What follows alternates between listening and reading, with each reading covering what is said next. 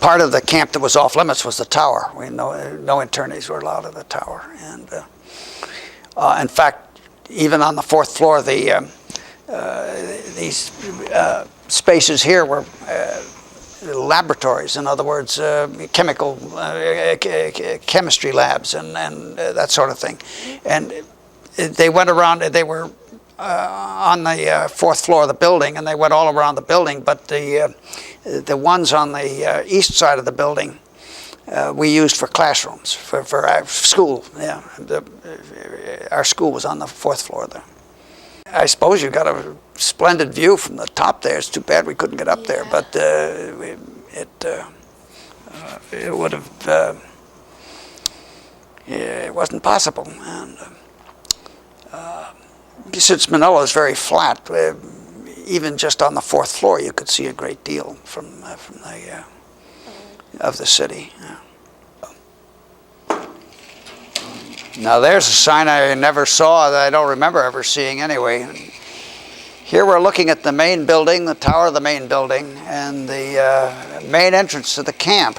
And that's the education building. That's where my room was. My room's on the second floor, the third one from the end. From the left. And here, this is taken from the main building. It's looking toward the, oh my goodness sakes. But these are, I don't know who those are. I think those must be non-internees. They look awfully well dressed. But, no. Now this is the grounds in front of the main building, and you can see there's quite a bit of room there for us to do things, and I don't know. This looks like a kind of a game for children that's going on, but it hard to tell what. Looks like a kind of a game for children. In the background there, you can see the gymnasium. That's where I first was interned, and this is clearly in the early days of internment, or at least the first year. You talk about babies, there's one, and it looks like it was born after internment.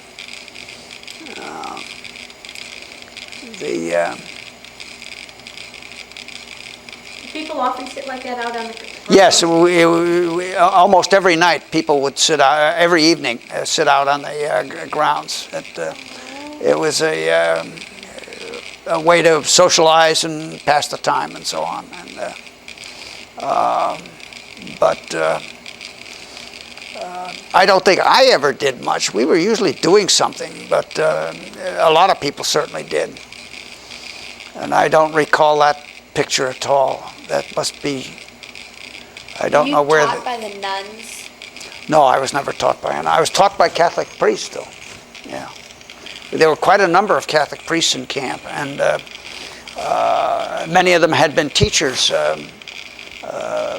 in Philippine schools, one thing or another, and or in missionary schools, Catholic missionary schools. And I hear kids that are fairly close to my age, but I know the vegetable garden. All right, that's got to be out back. Yeah, that's out back, and the buildings you see there are outside the camp. This is behind the education building, and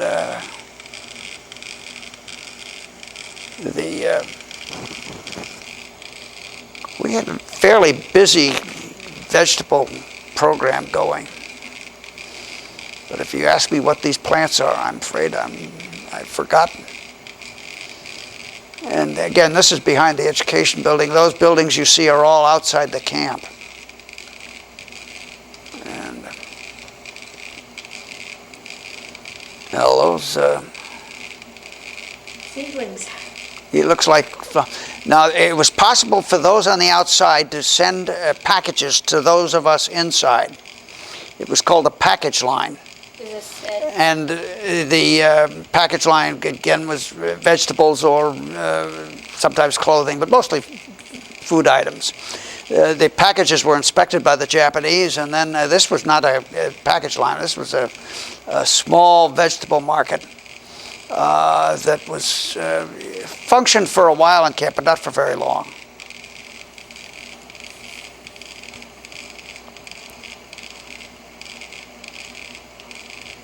And this looks like boy, it beats me what that is.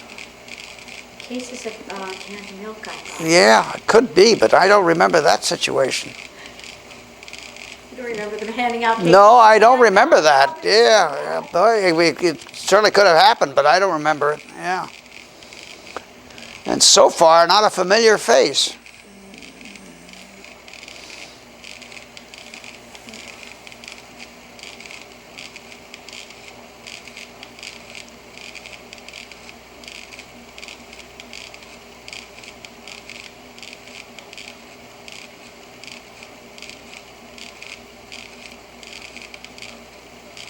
Oh, that's a pickup football game.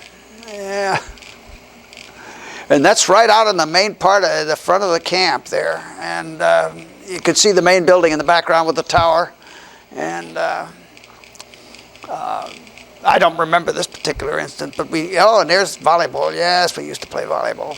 Volleyball was quite popular in the Philippines among all hands. But we did not play all that much volleyball in camp. Some. You see, they play pretty well.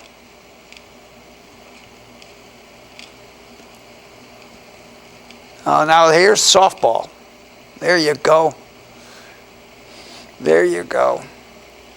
Now that's the education building in the background. Oh boy, she needs help.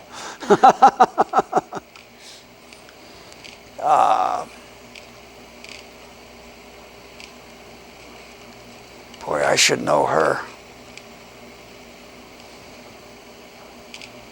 And it looks like kids a little bit younger than I was at the time.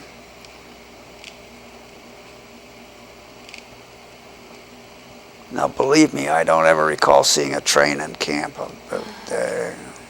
But basketball was common. We had a basketball court out towards the main gate. And that was, again, a very popular pastime. Boy, I'm trying to think of who these kids were. Now, there's that one little girl in the background. There was the one that was shot with the interview with Don Bell. Want to go back? Let's try going back a little bit. Yeah. That's not going back, is it? Oh yes, maybe it is. It's hard to tell. Right. Oh, there it is. There she is. Okay. Oops. I'll bet Jane knows some of these people. The little girl right there. Yeah, that little girl right there. Mm-hmm. Do you remember this equipment? No, I don't remember that equipment at all. And I'm trying to figure out where that is because I don't recognize it. Were there slides? It could well have been, but where the heck is that?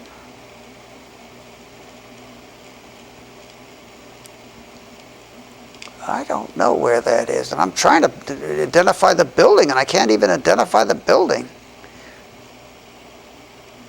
This I don't think was in Santo Tomas. I think this is one of the other.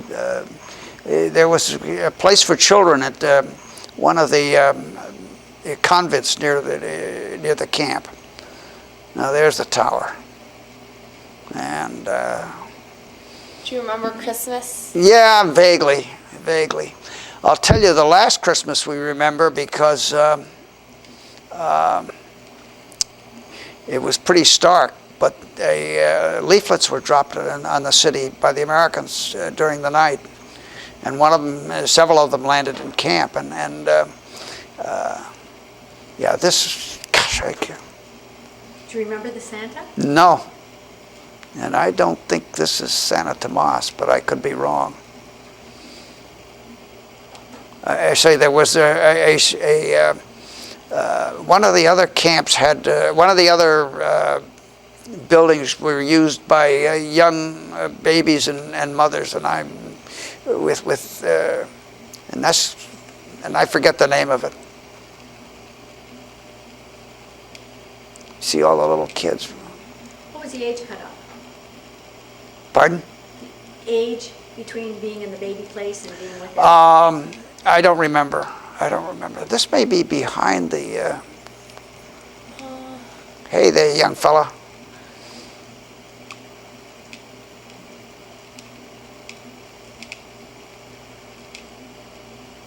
You didn't want it.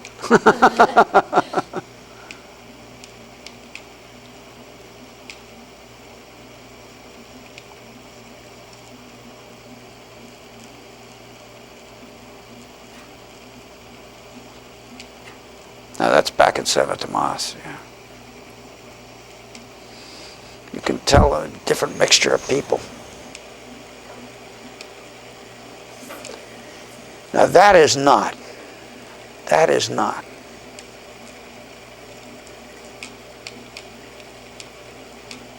And I sure don't remember a puppet show. That doesn't mean it didn't happen. It's just I sure don't remember one.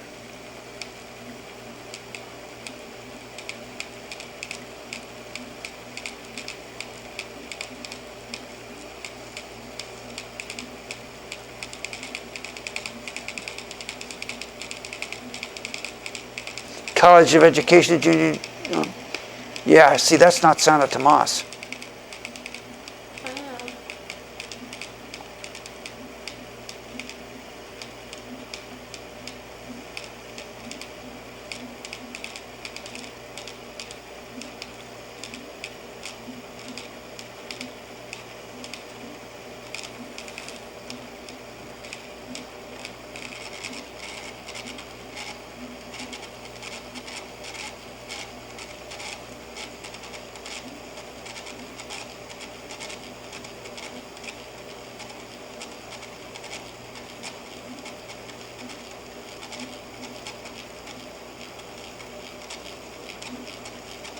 But there was some artillery fires you heard, and then we moved, but that's too long ago. One of the particularly cruel things about being in a Jap prison camp has been the fact that the overage and the women and the children have likewise been interned with us. The Japs have liked to talk about their munificence and their beneficence and their love of children. The fact still remains that all children under 10 years of age received exactly half rations, and the rations for grown-ups were starvation rations at that. This has meant terrific sacrifice to the grown-ups because they have insisted that the children always get the best of it in spite of the Japs. We've fed our children, but many of the parents have starved. A typical example of this is one of our most popular families, the Brooks family. There were 4 of them, father, mother, and 2 young boys, twins. The father, a few weeks ago, died of starvation. The mother was killed by a Jap shell. The 2 boys now are orphans, of course. Remaining of that family of 4 are just the 2 boys.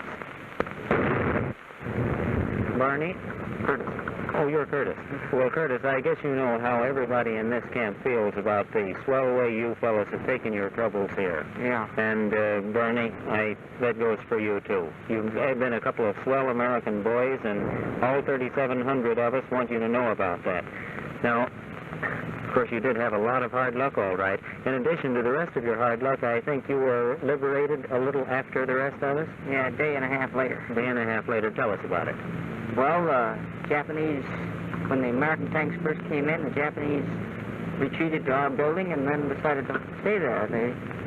And the Americans didn't want to kill everybody in the building, so they just waited outside till the Japs decided to walk out. After they let them walk out after a parley. Do you remember how many people there were in the education building then? I mean people, not Japs. There were around 213 Americans and... how many boys? Boys, about 30 or 40 boys. And the rest were old men, I believe, weren't they? Older men, yes. There were very few men between the ages of 20 and 45. Now, let's see. We got out at approximately 9 o'clock on the night of February 3rd. Do you remember the time when you boys finally were able to get out of the education building? About 9 o'clock in the morning of February the 5th, I think it was. Well, anyway, you finally did get liberated. How did that first meal taste to you? Oh, it tasted like heaven. Well, boys, I think your bad luck is over now. By the way, where are you going? We're going back to Wellsboro, Pennsylvania. You have relatives there? Yes, my uncle, on my father's side. Uncle on your father's side. How about your mother? Any relatives on her side? Yes, she has a brother and a sister in New York. Well, you'll have banana splits and plenty of fruit and plenty of real food back there, and this will all be just a bad dream to you after a while, boys. Yeah, I hope it'll be that way. Well, good luck to you, and I think that we can all say thanks to the American forces that came in here and liberated us before it got even worse than it was. To do all the interviews. Because he was a radio reporter. Oh. Yeah, he'd been a radio reporter. And we had a PA system in camp, and he spoke on that a good bit. In the evening, there would be announcements and so on, and there would be, he would make those announcements. Machine that does that Yeah, very I thing. might like to get a picture of my brother and I.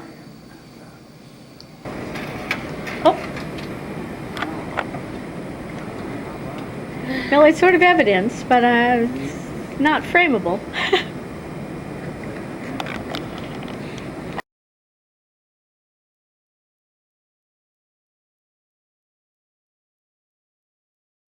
My name is Curtis Brooks. I live in Alexandria, Virginia, and 2718 Sycamore Street.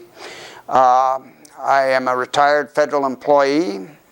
I was born in Manila in the Philippine Islands in 1928 and lived there until after the war.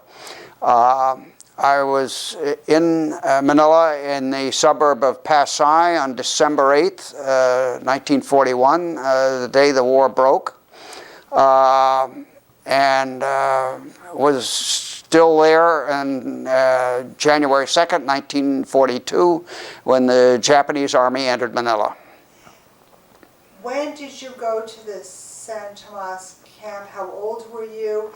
And how did you find out that the war was actually going on, that World War II had broken out and the U.S. had entered the war? Okay, hang on. Go ahead. Okay. On December 8th, we went, it was a Monday in the Philippines. We went to school as usual that Monday morning. We turned on the radio to listen to the news, as we did every morning. And but there was no signal, no program. We couldn't pick up anything, so we thought something was wrong with the radio, and it didn't concern us. We went to school and got there about half an hour before classes began. And my brother and I have a twin brother, were outside waiting for classes to begin when a friend walked up and said, "How do you like being at war?" And we said, "What do you mean?" He said, "Well, the news is that the Japanese had bombed Honolulu this morning." And we were puzzled by that. We hadn't heard anything. But that was about all the news he had, that there had been a report that the Japanese had bombed Honolulu. Well, classes went on as usual that morning. There was a good deal of effervescence among the students, because practically all of us had heard one thing or another as to whether the war had broken out.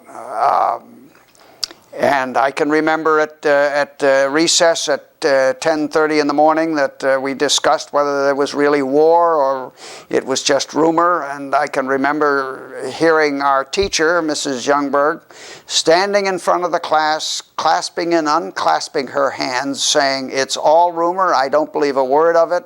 I'm sure it's not true." So school ended as usual about 12:30. We went from 7:30 to 12:30 to avoid the heat of the day.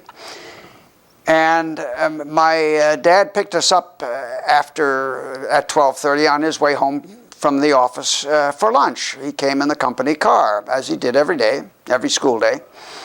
And we got into the car with him, and of course the first thing we asked him, Dad, what's this about war? And he looked very sober, and he said, it's true. He said, the Japanese have bombed Clark Field and Baguio. And that statement, that very simple statement, brought home to us that in fact war had come. And it was, I can remember realizing that nothing ever would be the same for us again. Just how that would change, I didn't know, but truly that brought home the fact that hostilities had come to the Philippines, unquestionably. Brought a sense of foreboding that in the event proved to be a precise sensation of what was to come. So when you got home that day, was your mother home, and did you and your brother and your father start talking about what you were going to do? So tell me about it. So we came home? Yeah, so we went, we drove home, and I can remember that on the way home we saw Philippine Army guards on the at the entrance to some of the homes that were owned by Japanese, and there were signs that of military movement, trucks and so on. And we got home and had lunch, and I believe my father went back to work at the office, and we talked about what all this might mean, but there was an absence of very solid information. And although by late afternoon we knew very well that the hostilities had come to the Philippines, and there was to be a blackout that night, and so we had dinner, but the routine of the day didn't change that much. And we all went to bed that night. There was blackout, and for the Philippines, where there was no air conditioning, most of us didn't have air conditioning, blackout meant no lights at all. And so it was dark, very dark, and we went to bed as usual, and we were awakened about midnight by the city sirens, an ominous sound in the middle of the night. And we got up, and the only defensive preparations we had made was to agree to go to, we lived on the second floor of the house, to agree to go to the first floor, which was kind of a patio area, as a form of shelter. It was better on the first floor than the second. So we did that, and then nothing happened, so we went back to bed. And then about 3 o'clock that morning, actually the morning of 9th of December, I was awakened by the sound of a number of high-flying airplanes, the drone of high-flying airplanes, approaching closer. And I called to my brother and I said, Barney, do you hear that? And he said, yes. And I said, what do you think? He said, well, I guess they're ours, meaning there are airplanes. And just at that moment came the loudest explosions I had ever heard, and the one right after another, and each one seemed closer than the next, although later we learned they were considerable distance, but they were, again, was the loudest explosions I'd ever heard. And we ran pell-mell with our parents down to the first floor, cowered on the first floor. And we lay there, and we could hear the pop, pop, pop of machine guns from Nichols Field. And we lived near Nichols Field in Pasay, which was the Army airfield. And the planes droned on and droned out of earshot, and it was a full moon, or nearly full moon, and the city in its darkness lay there in this almost sinister moonlight that illuminated much of the city, and then I heard the wail of sirens. I knew it was ambulances, And the idea came, people were trying to kill people, doing their best to kill people. And it was, again, this introduction to something that was totally different from what we had experienced before. And it left a kind of sense of shock that took a while to wear off. It wasn't so much fear, it was partly fear, but it was an awareness of a change of condition, if you will, that a fundamental change from what we'd been used to, absolutely fundamental. And tell me, what was your father's job, and did you know any Japanese people, children, as friends or family that were nearby? Yeah. My father was an electrical engineer. He had gone to the Philippines with my mother in 1923 to help build the Blaisdell power plant in downtown Manila, and then later to build the Patokan hydroelectric plant south of Manila. And he stayed on to become superintendent of power plants for the Manila Electric Company. And it was in that capacity that he was working when the war came. And he had been at the job for, I say, since 1923. He knew Japanese businessmen. He dealt with some Japanese firms, but we did not. We did not know any Japanese or did not know any Japanese children. I don't think the Japanese community in Manila was all that large before the war, but I can't say for sure. But at least in our case, I knew of no Japanese or Japanese children. Do you ever remember your parents referring to the Japanese and the hostilities that were going on in Indochina? Oh yes, that was a constant source of our conversation. Okay, so tell me again. Tell me what you knew about Japan when you were growing up and the Japanese. Yeah, it's interesting because growing up, there was almost always this backdrop of war in Asia. There was always this sense of the Japanese expansion into Asia. First it was in Manchuria, and then more in my memory, and almost constant source of our discussion was the fact that Japan had gone to war in China in 1937 and was continuing. They were bombing China, they were invading the ports of China, they were disrupting American lives in China. American and Allied civilians had been evacuated from China to the Philippines. We met some of those people. They had been through air raids. So the threat of Japanese aggression was something we lived with and were quite familiar with, and was I won't say a source of deep apprehension, but it was something we certainly were fully aware of and fully acquainted with and fully understood in a way. We knew that this expansion was continuing. There was it showed no signs of ending, and I can remember very well the movement of Japanese troops first into South China, where we had friends who had homes in South China. And then in 1941, in July, when Japan moved into South French Indochina, that was a major event because there was an alert for the military in the islands, and we were fully aware that the U.S. had then cut off all economic relations with it. We'd froze Japanese assets in the U.S., and that this was a major step toward hostilities, really. So you as a boy and your brother, I mean, was this something because the American or the foreign community would talk about it there? Would you read the newspapers? Did you listen to it? Was in the newspapers all the time. Okay, wait. Yeah. So just say, my brother and I read the news, because some kids don't read newspapers, so Yeah, just tell me a little bit. right.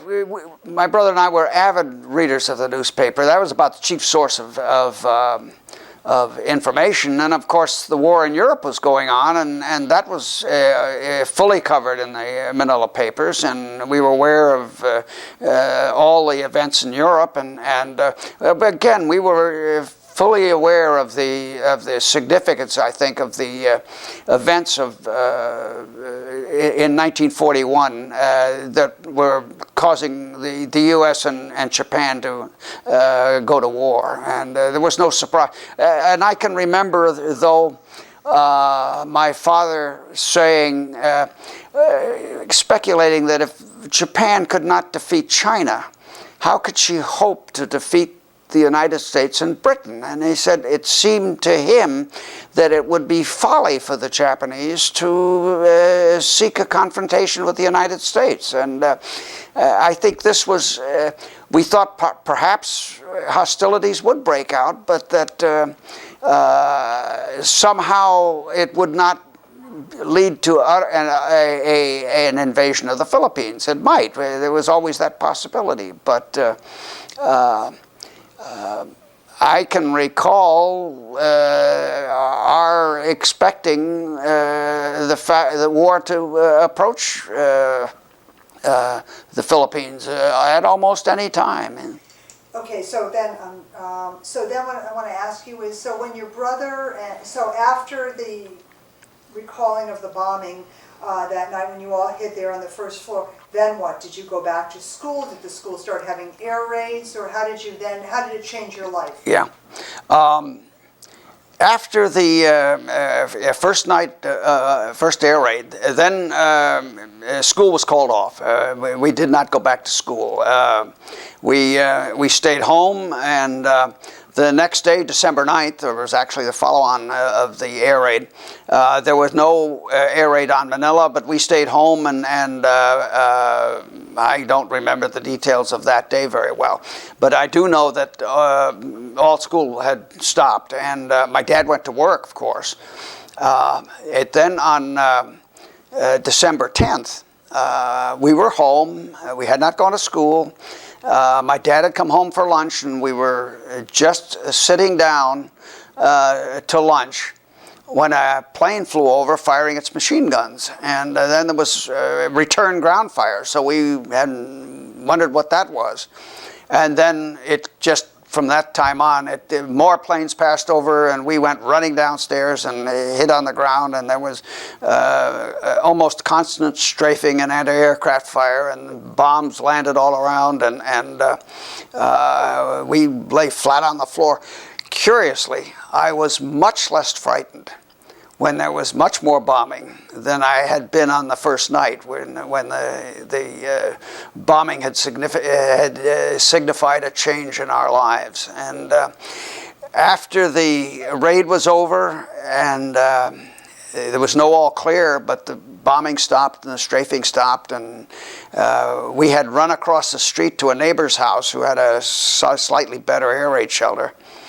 When it all quieted down, we walked out, and we could see fires both at Nichols Field and then the barrios around us. And my dad decided that we would move to a friend's apartment in downtown Manila, which was a much more substantial structure than our wooden house, and right next to Nichols Field. So we gathered a few things, and Here, why don't you take so say about December 10th. Yeah. Okay, so what happens on December 10th? So after we could see fires at Cavite Navy Yard, and knew that the city had been bombed severely. Nichols Field had been bombed, and we just moved into our these friends' apartment and stayed there from that time on until the Japanese army came into the city. We just lived with our friends, Mr. and Mrs. Jim Koch, and they were in a five-story apartment building, a nice apartment building. And from that time on, as I recall, we had air raids every day. The air raid siren would sound, and the Japanese bombers would come over and bomb either Cavite Naval Base or Nichols Field or one of the other airfields. And that sometimes they would be overhead for hours, and they would also bomb some of the ships in the bay. There were a few ships, not many. There were a few merchant ships in the bay. Most of the Navy had left. So what did your brother and you do? I mean, there wasn't bombing all the time. I mean, were there other children in the building? Did you guys kind of hang out? How did you pass your time? I can remember we spent part of our time filling sandbags with sand so that we could reinforce we had an air raid shelter in the in the basement of the building, but it was simply almost an above-ground basement and with an incinerator, and it wasn't the world's most comfortable place to be. And what we did was to get hold of bags and fill them with sand to put around the walls, the outside walls of this basement-like structure as added protection. And but as to our daily activities, I don't remember. I guess we amused ourselves. We had we'd taken with us a ball and a glove, and we'd play catch out back when we weren't required to be undercover. And we read and listened to the news and read the newspaper, and but there were, as I recall, no other children our age in the building that we played with, and I don't recall meeting any other children our age at that time. I could have been, but I don't remember that happening. Now, were the radio broadcasts you were listening to, were they in English? Yes, this was the local. So tell me about that. Yeah, this was a local radio station, KZRH, which was a broadcast in English, and it broadcast an English language news program several times a day, and we used to catch the news at noon and I think in the evening, just as you might in this country. And it was almost very similar to a news broadcast that you might hear in this country. So then, how did you get to Santo Tomas? I mean, when did you find out that you were going to be moved, and where was your father at the time? Well, what happened is that, of course, we learned that from the news and from the newspapers that the Japanese had first of all landed at Lingayen Gulf up north of Manila. And I can remember saying to my father, the report was 80 Jap transports sighted in Lingayen Gulf, and I could remark to my dad that we were going to lose this one because in the 40 years the Americans had been in the islands, they hadn't put ashore 80 transports worth of military equipment to defend the islands. And shortly thereafter there was another landing south of Manila at a place called Anamonan, and it was clear that the Japanese were making a major invasion effort against Luzon, and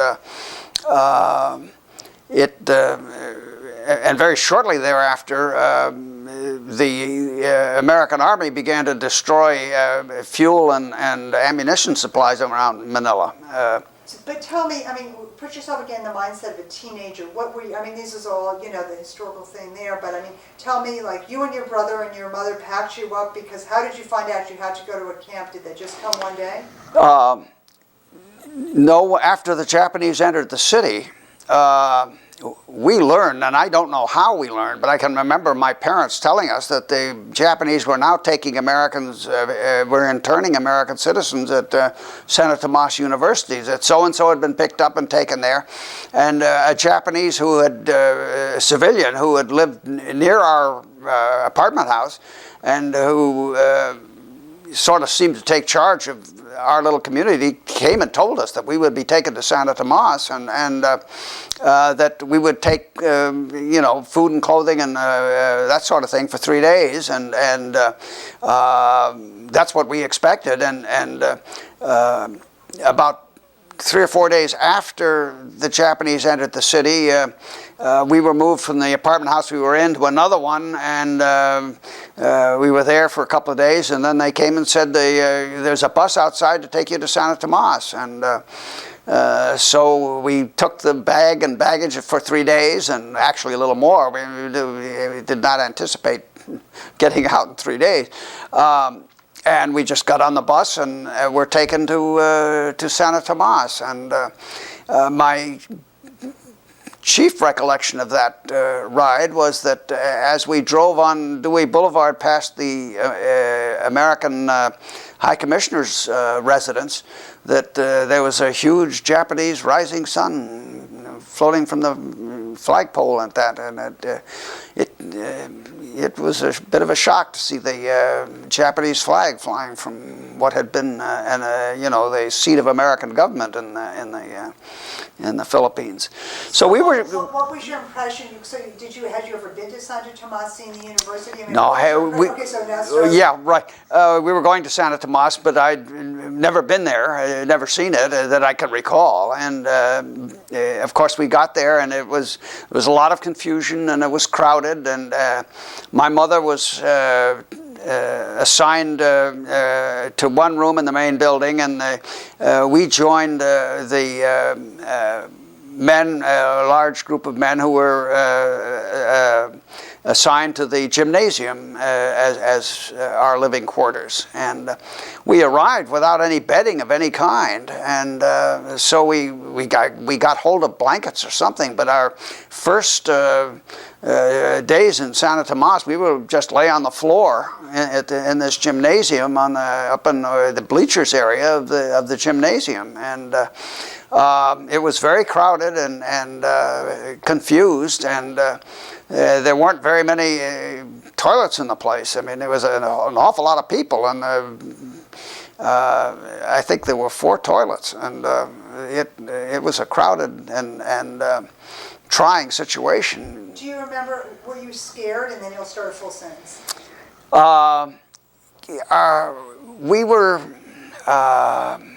bewildered a little bit, I suppose, but I don't recall our being frightened of anything. Of course, there was a lot of uncertainty as to what was next. There was just no knowledge of what was next, and we entered, I think, Santo Tomas with high hopes for a change in the military situation. We thought that, the Japanese had taken the city, but soon the American forces would be reinforced, and things would change, and the Japanese would be driven out, and we would go back to the way we were. And there was a lot of what I might call effervescent optimism that on hindsight was totally unfounded, but I think it buoyed us then. We entered thinking that, they'd won the first round, but the second round's coming along real soon, and things would change. And Were there a lot of kids there, and how did you spend your days there? Yes, there were a lot of, all our friends were there, and it didn't take very long before school started for school classes were organized. There were a lot of teachers that were interned, a lot of engineers, a lot of educators. The part of the American community there, which was a very had a very rich mix of highly educated people, a lot of businessmen, a lot of bankers, a lot of engineers, again, many educators with the University of the Philippines or some of the others. There were Catholic priests who'd been teachers, and of course, all the teachers at our school in Manila, the American school, were all interned with us, so that there was that continuity, if you will, or easy continuity into maintaining some sort of schooling for the children and keeping us occupied that way. So tell me about some of the good times that you might have had. I mean, do you remember anything that you would consider? I mean, here you were with your friends, you were kind of hanging out, your parents, you weren't in an official school.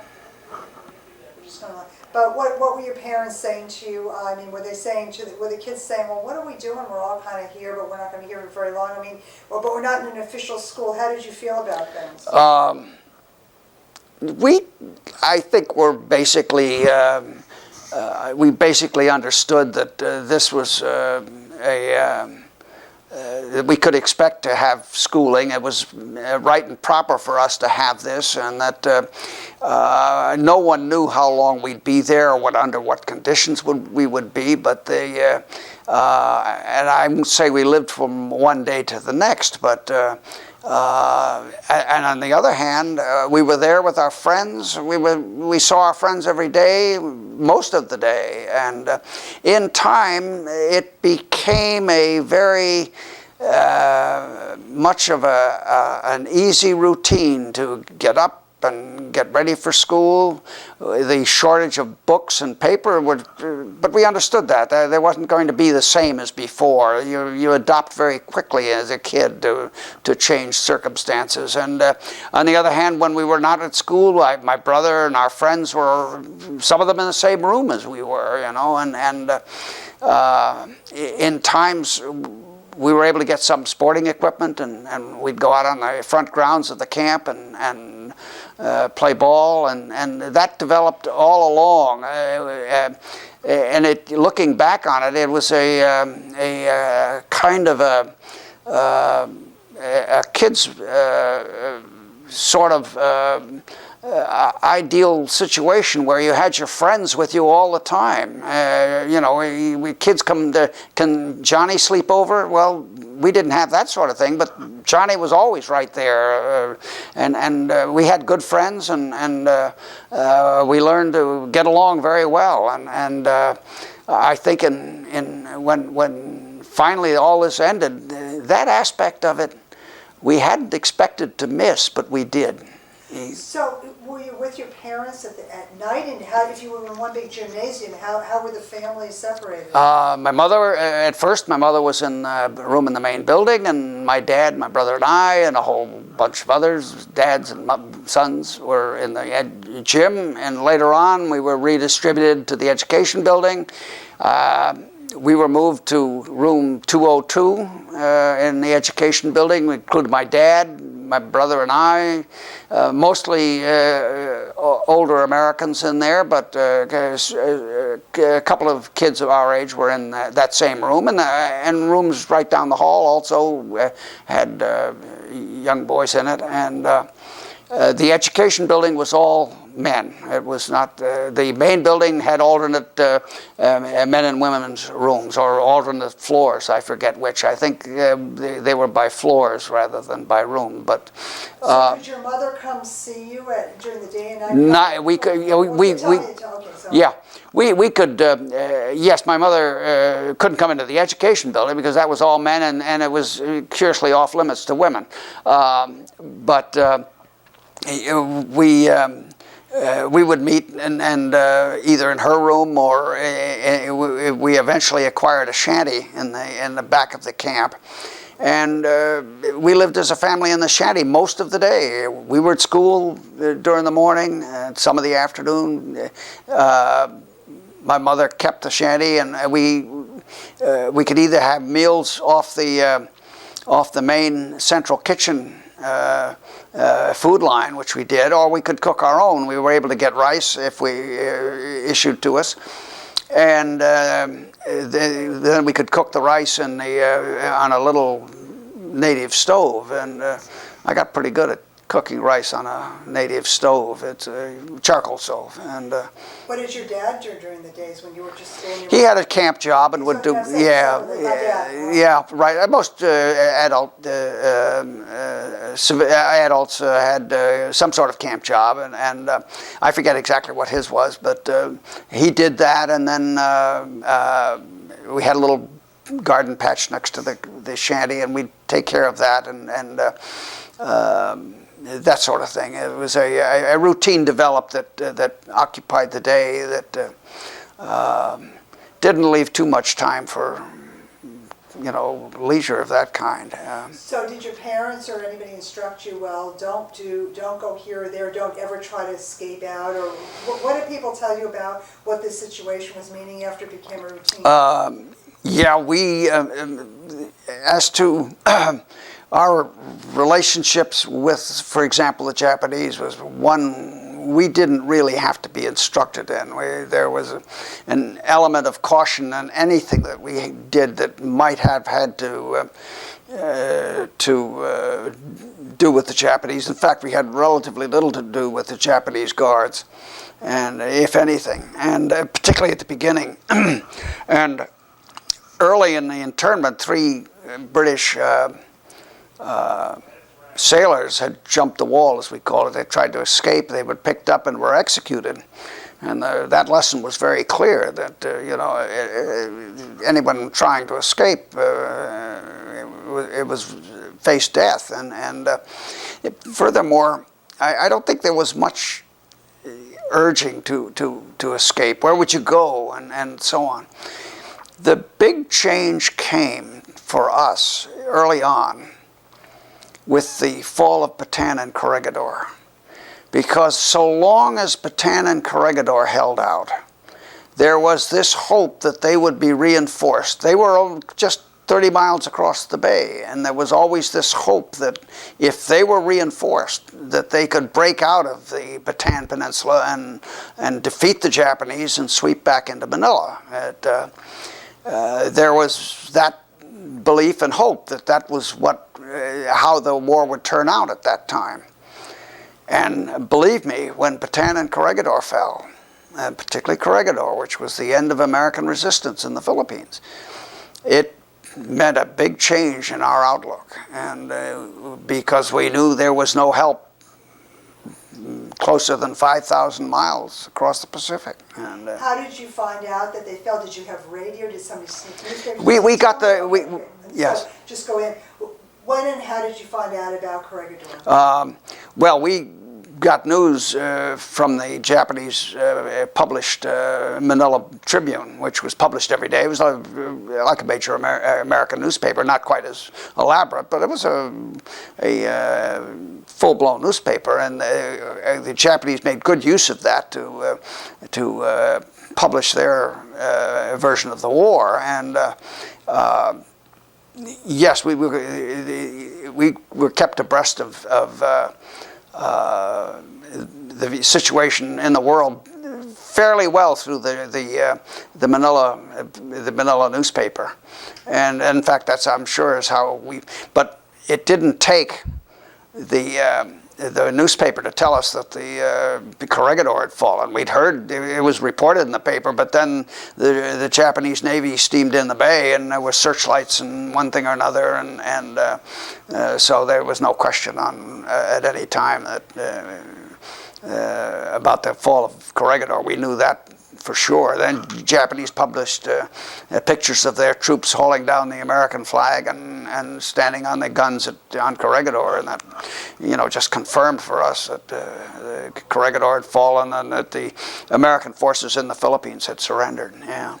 So, well, I mean, in terms of a daily routine, I mean, would you constantly ask your parents, have you heard anything, have you heard anything? Or, I mean, how much did, you and your brother and your friends think about this at all? I mean, did it Well, all the time? all the time, as a matter of fact. You wouldn't think we would, but the events of the world were very, very much on our mind. And we heard rumors every hour on the hour. I mean, it was a kind of... we read the paper, and that was a source of news, but the paper was printed only the Japanese version, and there were people on the outside who were listening to the American radio, and how that information filtered into camp, I don't know, but it did, and one way or another. And we heard rumors, and we heard reports, and we discussed them, and we would sit at night in the rooms and after curfew and sit and talk about the events that we'd seen in the paper, and talk about the events that had happened, and tell war stories, and so it was an atmosphere of constant keeping abreast of as best we could of the events that affected our lives, because remotely or nearby they did. So on a school day, I mean, you would take math and English or science or whatever. I mean, how did the teachers tell you to stay focused, attention? Did you feel a need to kind of be strong all the way? Or when you were working on some of your school subjects, did you ever really forget? I mean, did you just get into the schoolwork enough? Well, naturally a routine settled in. We did our schoolwork as best we could, because there was a shortage of textbooks and a shortage of paper. But we worked hard at it, I think, and there's always the distraction in a high school class of one thing or another. But yes, we devoted as much attention, I think, as normal school kids do to the schoolwork that they were given, and some of it was interesting. Some of the, to a certain extent, I suppose it was a diversion. I remember as clearly as any the lessons I had in Santo Tomas, the literature we read, the math we took, the Latin we took, and that sort of thing. And remember it as well, I say, as any other classroom activity. But did you, I mean, yes, you're now in wartime, but were you still goofing around and throwing spitballs and passing paper? I mean, tell me about what it was like to be in a classroom maybe before this happened and once you got to Santo Tomas. Any pranks going on among teenage boys? Teenage boys, what do? They always have some little trick up their sleeve. Right. We didn't have too much of that. I think that, there was a little bit of that. There was some hazing of each other, and there was, we did more, we tried to get involved in sports more than we did pranks. We're a little too close quarters for any serious pranks because they could be misinterpreted and that sort of thing, yeah. But tell me about sports. What kind of sports did you play? Did you feel like you had to stay physically strong because there might be some other things happening? No, I don't think there was any aspect of that that we felt that sports were good for us. I think we just enjoyed them. And Jack Earl, who's here, and I and a bunch of us had a softball team, and some of the other kids formed up entirely on our own, a softball team, and we arranged positions and we'd play. There was room enough on the front grounds of the camp, which were quite large, for a ball diamond. We laid it out properly and put shirts or whatever for bases, and we played. And we were proud of our abilities and tried to do as well as we could, as any budding athlete might do. Well, were there all Americans in this in Santo Tomas? Or tell me about who was at Santo Tomas? Yeah.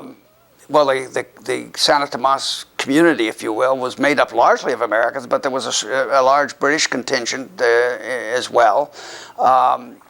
Some of my best friends before the war had been Australian, and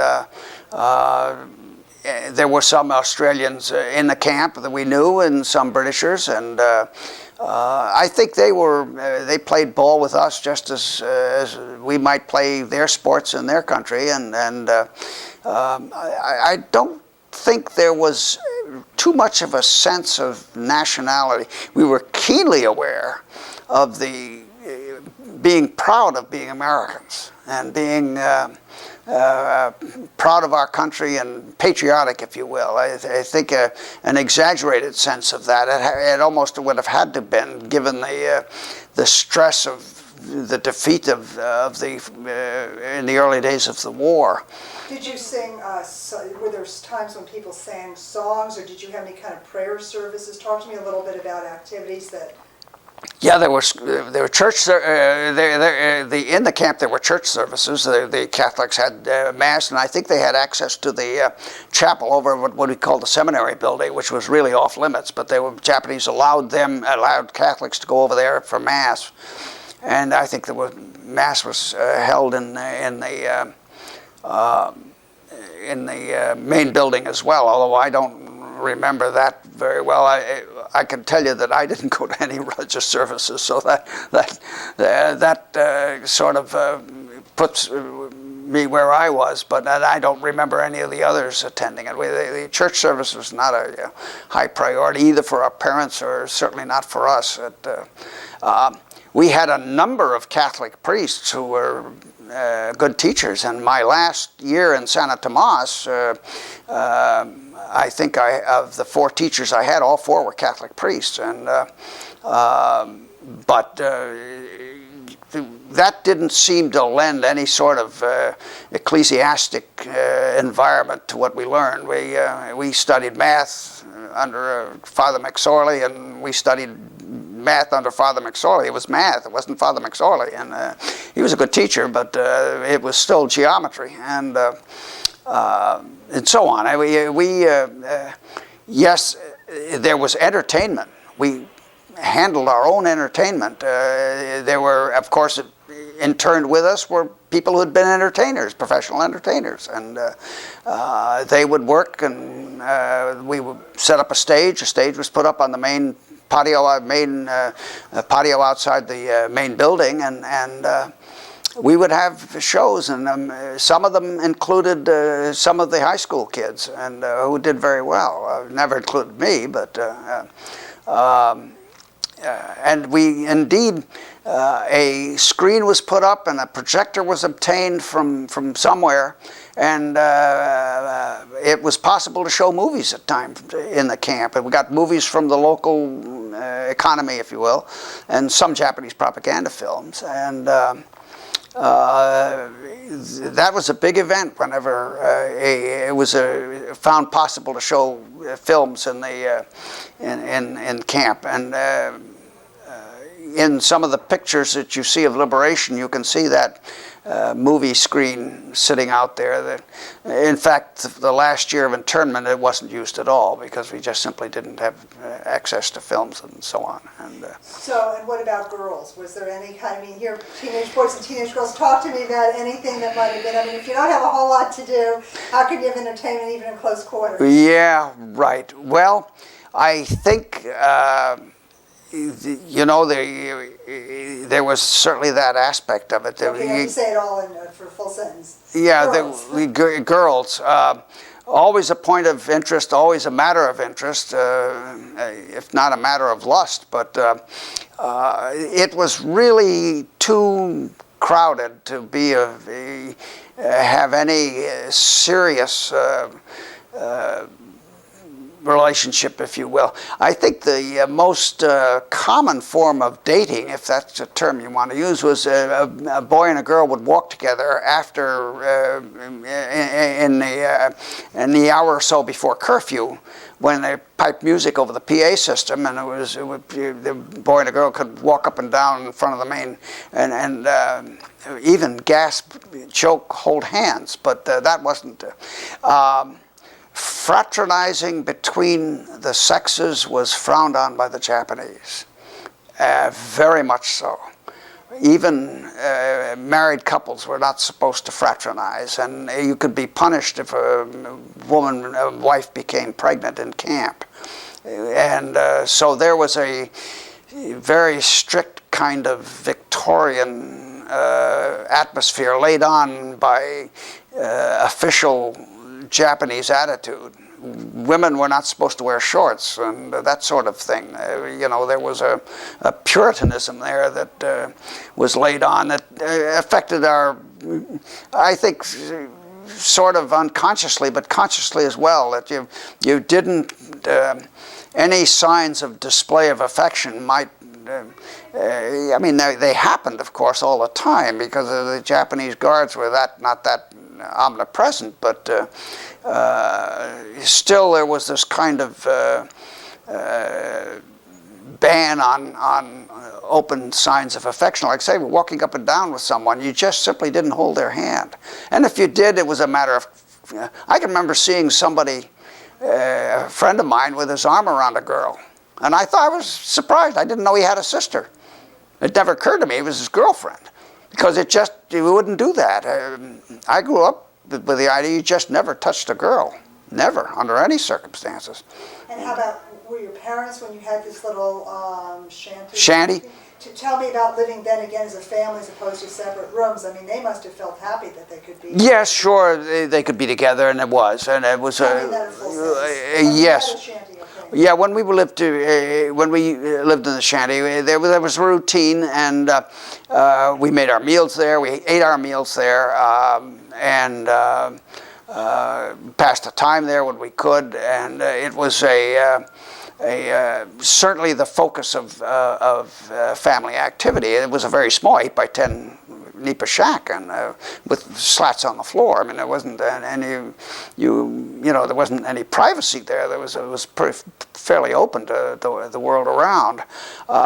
For a while, my dad slept in the shanty, and I slept in the shanty from time to time. But so it wasn't, and many people did live and sleep in the shanties. And but my parents did not. My parents did not. Yeah. Did you remember you and your brother asking your dad, what's going to happen, what's going to happen? Did you look to your father as the source of information that you really trusted to kind of give you kind of some hope of what was going to be going on? I don't think we, as to our source of, let's say, guidance in the way the things would turn out, I think we relied as much on our own judgment on that as on anyone's. And it's an interesting question you raise. We looked out and said, what's next? And frankly, we had no idea what's next, and that was part of the anxiety. It certainly was a background atmosphere for our lives, is that we all thought that in time the Americans would return. We all had that strong sense that the Americans had pledged to defend the islands, that they would come back and redeem the islands and ourselves. And so we looked forward to that. But the specifics of it, we couldn't judge. And we just felt that in time, time would bring that kind of redemption, if you will. And we hoped that it would come soon, but there was an element there of uncertainty. What will be the ultimate end of all this? How will this end? And we speculated on that some, and I know that I felt that somehow the end would not be as gentle as as it been going the other way. It would be a time of trial.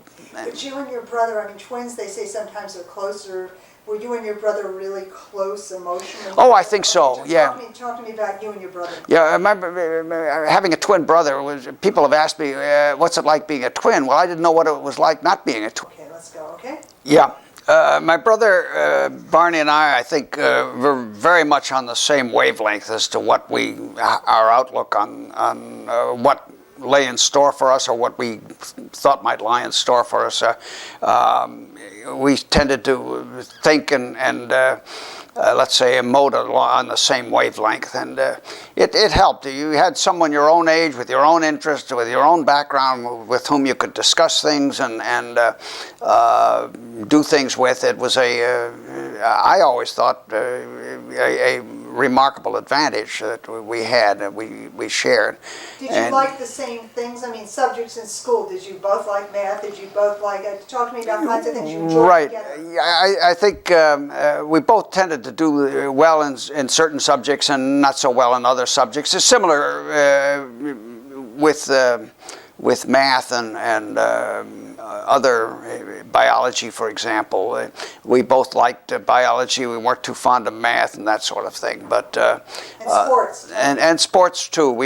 I think he was a little better than I was in many cases in sports, and but not, and a little bit different in a way, but not strikingly so. That certainly not to the point of rivalry of any kind that I can remember.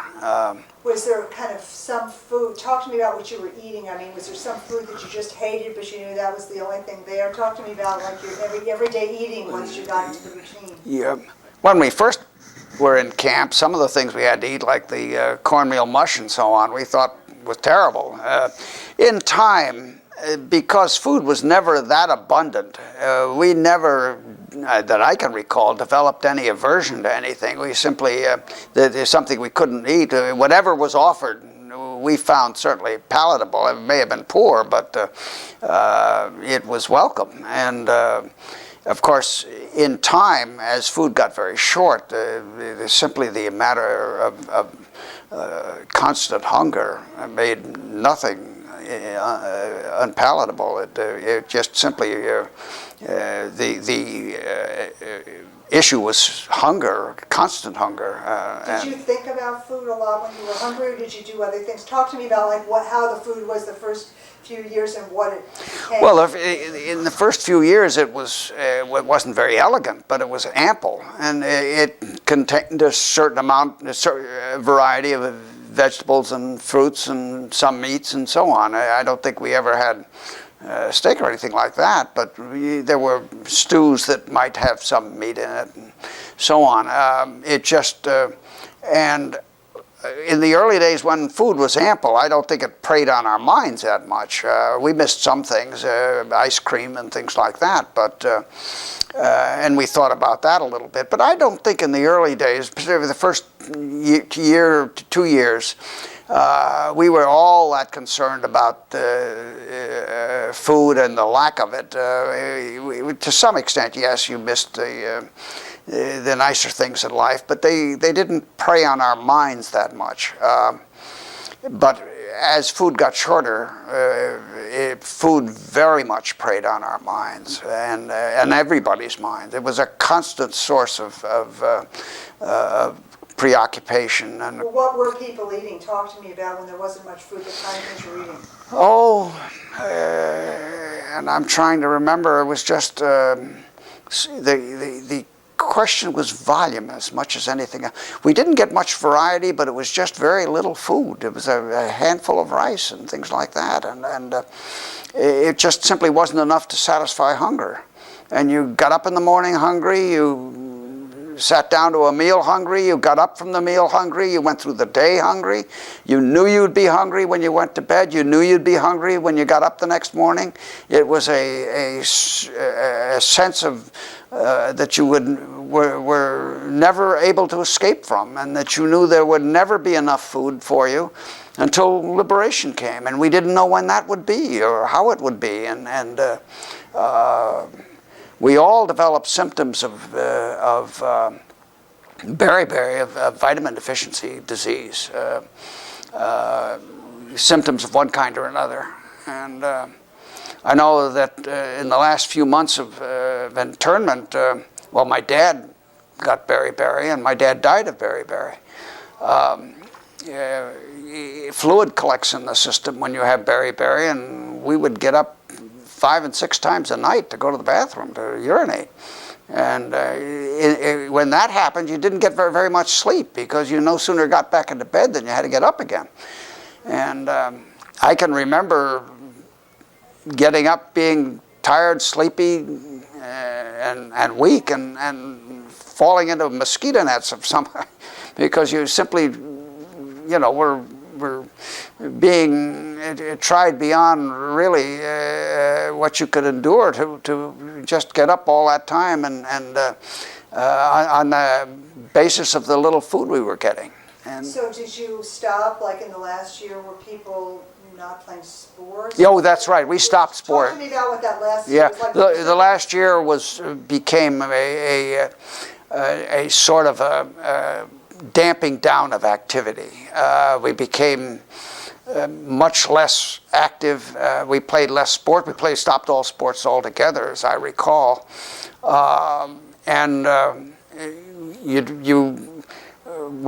You conserved your energy and that sort of thing. It was a gradual damping down of both of physical activity and I think of spirit. We became there would be swings of emotional activity. You could be quite depressed by constant hunger. At the same time, during the air raids, to watch all that was enormously exhilarating and enormously exciting. I mean, it was a kind of activity you could hardly expect to see and live through, but and it was so gratifying to see the triumphant return of the Americans to the skies over Manila, and at the same time it was hazardous. There was a lot of activity, a lot of anti-aircraft fire, some of it which fell in the camp, and some internees were injured by falling flak.